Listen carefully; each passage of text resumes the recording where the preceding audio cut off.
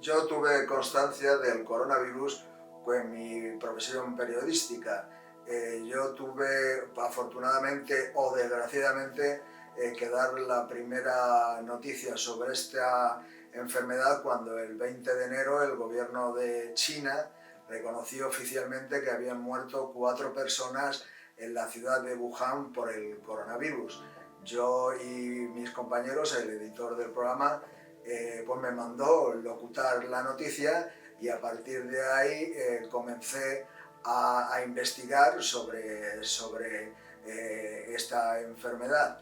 También puedo decir que yo cuando salí del estudio le dije a mi compañero, este asunto va a traer cola. Lo que pasa es que yo no creía que íbamos a llegar a lo que realmente ha pasado, a un confinamiento mundial y a que haya habido pues centenares de miles de personas que han fallecido por esta enfermedad en todo el mundo, porque se comenzó en China, pero se ha expandido la pandemia por todo el mundo y bueno, parece que no tiene fin hasta que no se encuentre un tratamiento o una vacuna que acabe con la epidemia y podamos seguir pues conviviendo con este virus.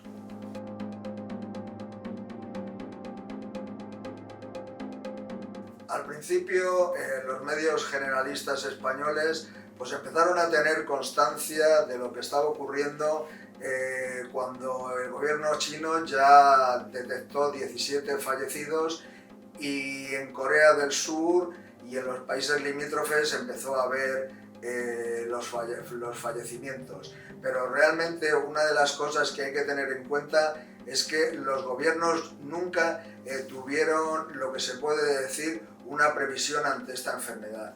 El gobierno chino tardó un mes en reconocer el problema que tenía. Fue avisado el 30 de diciembre por el doctor que posteriormente falleció y el gobierno chino, como te comento, tardó justo 20 días en reconocer primero que había habido esos fallecimientos y posteriormente poner las medidas, que luego fueron unas medidas dramáticas y espectaculares, ¿no? También lo que se ha notado es que algunos países han actuado perfectamente o con cabeza ante esta pandemia utilizando pues algunos sistemas de prevención sanitaria. Otros pues hemos estado muy a la defensiva en este asunto, primero no queriendo reconocer ante qué problema estábamos y al final pues a la base de confinamientos y a base de estados de alarma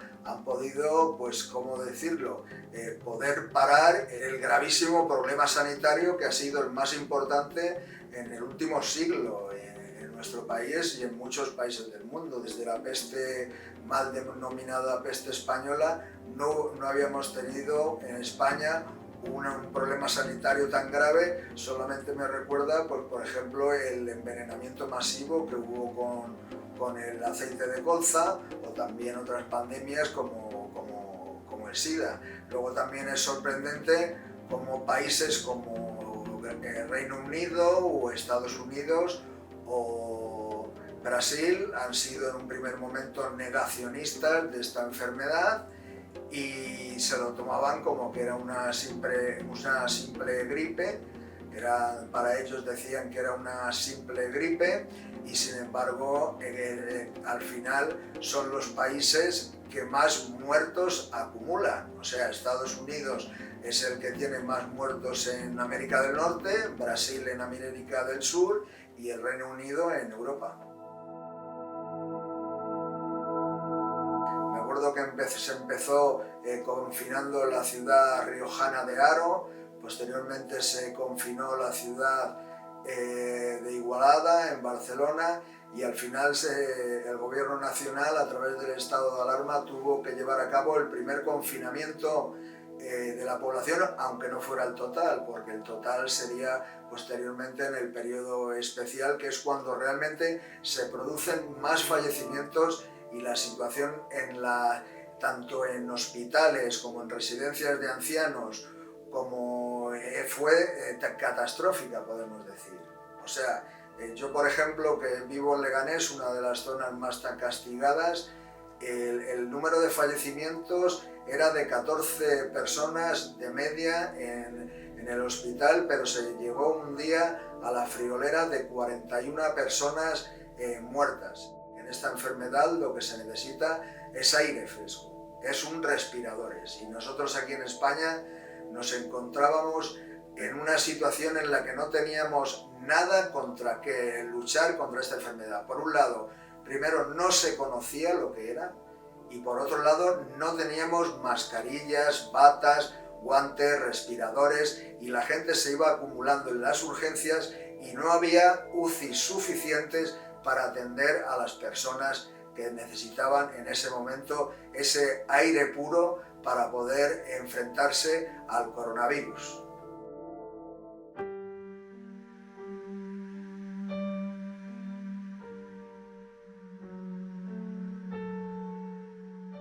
De mi libro se hace referencia pues a la labor impagable que han hecho los sanitarios por tener que luchar para salvar las vidas, pero claro, hay que tener en cuenta que la persona que ha perdido a un ser querido lo ha perdido de una forma, pues se puede decir que no se lo merecía. O sea, no se ha podido enterrar correctamente a sus familiares. En los entierros solamente se podía acceder 2 o 3 personas. En algunos casos no ha podido acudir nadie de la familia porque estaban aislados por un posible contagio de coronavirus. Debido a mi profesión periodística en el que cada tarde pues yo recojo la actualidad que está ocurriendo en el mundo, desde el primer momento a mí me tocó especializarme en el COVID-19 a nivel español, a nivel internacional, y entonces tenía información de primera mano de lo que estaba ocurriendo en el mundo. Entonces en un momento dado me planteé escribir sobre el coronavirus y todo lo que estaba ocurriendo. Realmente esto es un periodo histórico que nadie se esperaba que pudiera ocurrir. O sea, ir con una mascarilla por la calle lo habíamos visto en China, en los países asiáticos, cuando tienen para prevenir una enfermedad, pero aquí en el mundo occidental, en España, ahora vamos todos con una mascarilla y realmente esto nos ha cambiado la vida. Yo me documenté principalmente a nivel de fuentes periodísticas y que nos llegaban a las redacciones.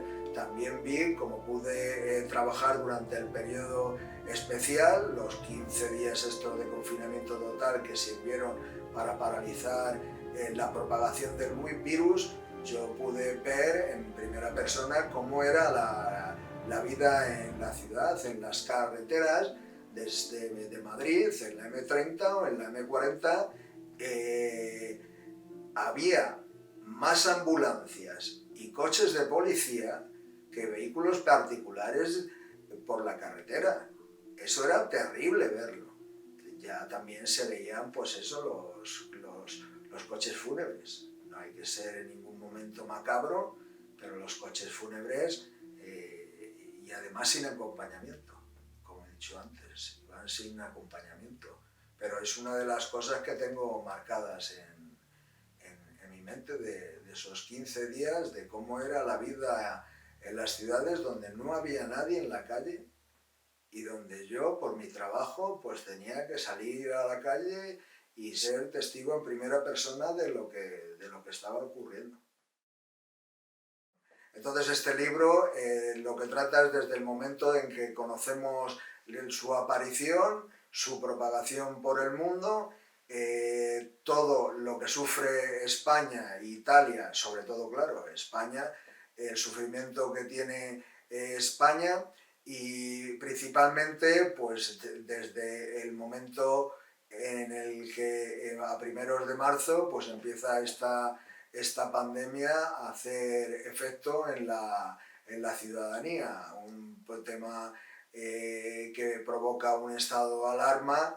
El estado que hemos vivido en nuestro país, desde el momento que se declara la pandemia, se dicta desde el gobierno los estados de alarma que duran durante 90 días, que yo lo digo la gran Semana Santa en la que se paralizó el país para evitar una mayor propagación del brote.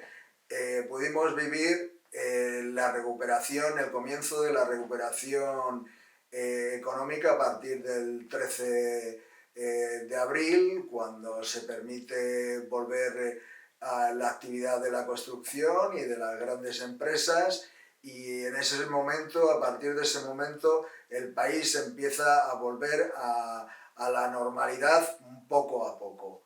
A partir de ese día las calles dejan de estar desiertas, las carreteras empiezan a tener una cierta actividad con grandes camiones y furgonetas, y a partir de ahí pues el país empieza a retomar pues su actividad. Poco a poco, con el gobierno, a través de lo que se ha denominado desescalada, a través de una serie de fases, pues hemos estado viviendo pues entre todas las comunidades autónomas pues como una pequeña guerra por ver quién abría antes una terraza, quién va antes a la playa, quién vamos a la discoteca, cuando se abre el centro comercial, y entonces en ese momento pues nos hemos ido adaptando todo el mundo desde estar en nuestras casas hacia esto que se va a denominar nueva normalidad, que es pues enfrentarnos a una nueva vida realmente. El libro acaba justo en el momento en el que España pasa a esa nueva normalidad y se tendrá que adaptar al momento que tengamos un tratamiento y una vacuna eficaz contra esta pandemia.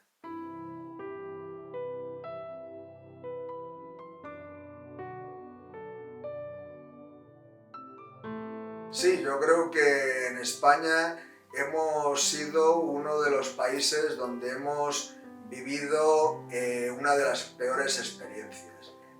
Realmente un ejemplo a no seguir.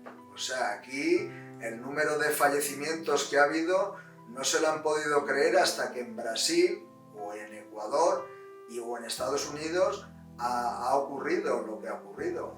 España lo que pasa es que ha sabido demostrar, sus sanitarios han sabido demostrar una fuerza de voluntad increíble para combatir esta enfermedad, sin ningún tipo han sido sanitarios kamikazes. O sea, eso lo ha reconocido desde Estados Unidos, de que el ejército de batas blancas de nuestro país han sido auténticos kamikazes en la lucha contra esta enfermedad para salvar personas. Y eso hay que reconocerlo. O sea, la labor de los sanitarios españoles ha sido fundamental, y ellos lo han sufrido en sus propias carnes. Más de 50.000 sanitarios han resultado afectados en nuestro país.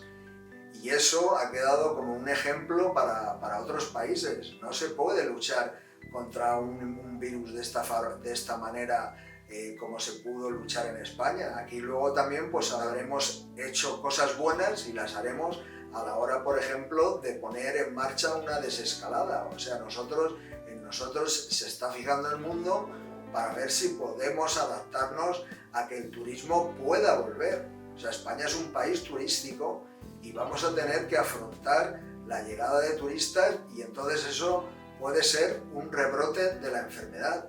A mí no me gustaría tener que escribir la segunda parte de La máscara del coronavirus, porque eso significaría un rebrote de la enfermedad a la que no podemos llegar. Este libro está especialmente dedicado a todas las personas que fallecieron por el COVID-19 en nuestro país, y a todos los sanitarios que lucharon como auténticos kamikazes para lograr salvar vidas en nuestro país durante esta pandemia.